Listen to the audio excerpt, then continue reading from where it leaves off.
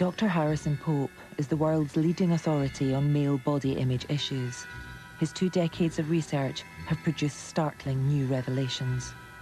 I believe, and we have written about this in our scientific papers, that bigorexia, or what we call technically muscle dysmorphia, is a sort of obsessive-compulsive disorder. It seems to me that this phenomenon of bigorexia is particularly prevalent in guys who get into competitive bodybuilding and use anabolic steroids.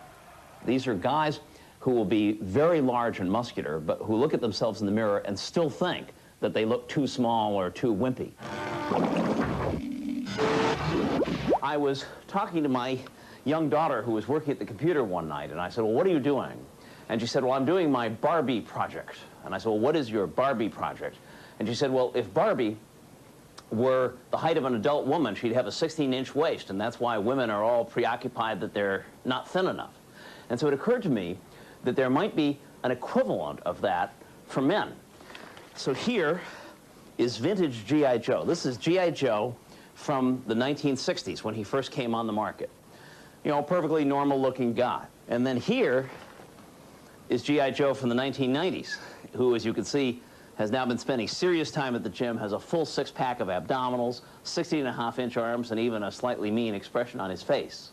So that these, I think, are a testimony to the sort of increasing emphasis on male body image that has happened over this span of time. And it's not confined just to G.I. Joe either. Take a look, for example, at Luke Skywalker. This is Luke Skywalker at the time that the original Star Wars movie came out in 1980. And here, by comparison, is Luke Skywalker when Star Wars was reissued 16 years later in 1996.